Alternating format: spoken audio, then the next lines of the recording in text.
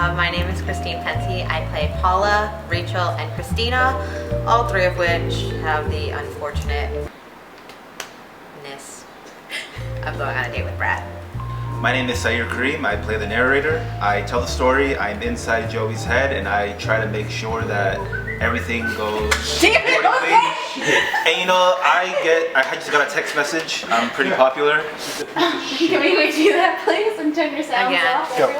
My name is Saer Karim. I play the narrator. I am in Joey's head, and I try to make sure that everything runs accordingly throughout the night. The show is about like the modern world of dating and what a shit show it has become. It's about one guy being a dick. I relate to the character because I have a narrator in my head as I'm walking down the streets doing whatever I think so. I think so, I do. Well, I play three people, so I just feel like I'm a really layered person, or bipolar. Is this your first off-Broadway show? Yes. Holla! Yes. Squalla. Squalla? Holla, squalla. How does it feel? Holla! It feels great. It feels great. It feels awesome. It feels great. Yeah, it's awesome. Fringe is amazing, so hello. So holla, basically. So basically holla is what I'm saying. Okay. Run around screaming holla. I think so. You guys have any weird online dating stories you want to share with the group? I really don't date. Somebody date me. No, I really have not. I have stories from other people. Begin. Do you think it helps the show or hinders the show to have a director who also wrote the show? I don't know, I believe that if you write something, you have a clearer vision of what you want generally. So I think doing both helps to create a fuller, I got nothing. Like a more complete concept, if that makes sense. Probably not. Words are hard. Well, I think whoever wrote the story would have it in their head. They've already directed it in their head. They know the direction they want it to go. So they have a clear idea of how they want it to be. That's what I meant. You guys No, think about it? you did pretty well. I think so. I did okay. B plus. Maybe. B minus. Don't give up. I don't. I never do.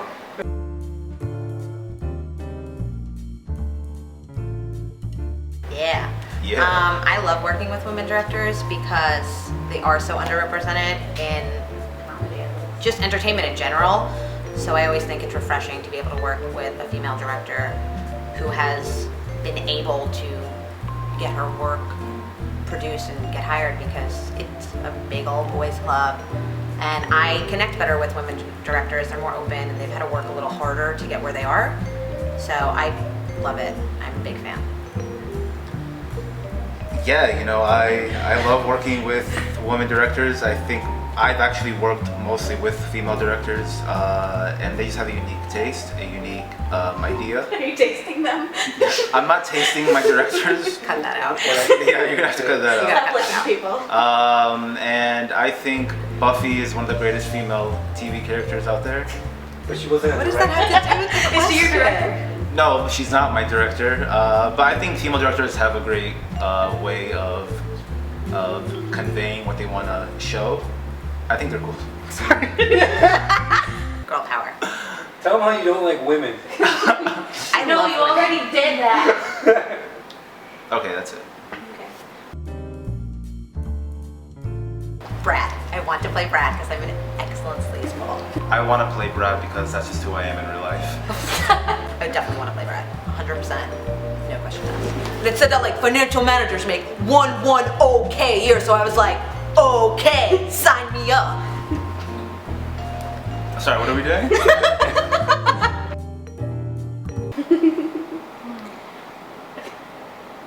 Are you filming? Sorry, I'm lost. I don't know. I need a minute. Take this question. I need a minute. I think my favorite character in the That's not the question. play. What's the question? Fuck, marry, Marry, kill. Fuck, marry, kill. I would kill the narrator. I would probably marry Joey. And after I marry Joey, I would fuck Joey. I'm gonna say fuck Rachel, marry Hannah, kill Joey. Well, Brad's a Well, that's implied. So kill Brad. I'm implying that everyone I don't fuck or marry is dead. You know, I was actually on vacation for a month, learning my lines throughout the month that I was there. But while I was here, you know, rehearsing in Brooklyn while I'm all the way up in Bronx, so it's like an hour and a half commute. So it's like on the subway, I just contemplate, like I just think about life. I think about all kinds of things, the play itself. Better question. Being absent for a month, how do you Come on. how do you kind of catch up? Well, I felt a little left out. Went on vacation. Slumming it here. Yeah, it was a little like thinking about it. Now I have to catch up and make sure I'm on point and thanks. I've been here. I don't have to answer that question. Amy Poehler. Fucking love Amy Poehler. Wow. Yeah, of course I would go with Steve Carell. You're actually a lot like Steve. Yeah, I could see that. Thanks. Should I pop my collar or no? No. First I take 6 shots of tequila, then I do a lot of pills. And then just see what happens. Can we put a disclaimer on the screen? This is not true. Please don't do drugs. This is not true. Don't do drugs. Drugs are bad. Heavily intoxicate myself. I think about how great tomorrow's gonna be, and then I think about what a great show will be. I breathe in, I breathe out, and I do 10 jumping jacks, 10 push-ups, and then I take 6 shots of ginger ale. Oh. Really? Yeah. I'm really gullible, so like, No, it's true. is it true? Anyway, it's not true. I feel like the carbonation would not be good for I feel It's like you would not- throw up. you. Yeah, right. That's, you know, then you know what? Then I chew gum. Gum's pretty cool. You know, I drink Vita Coco coconut water. What's your favorite flavor? Coconut.